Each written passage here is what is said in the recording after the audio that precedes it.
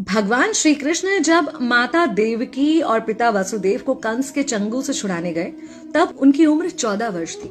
उनकी माता ने उनसे पूछा कि बेटा तुम तो भगवान हो, तो तुम हमें पहले ही कंस के चंगुल से छुड़ा सकते थे, इतनी देर क्यों कर दी? तो कृष्ण जी ने कहा, माता क्या पिछले जन्म में आपने मुझे 14 वर्ष का वनवास नहीं दिया था? माता हैरान रह गई, बोली ये क्या कह रहे हैं आप?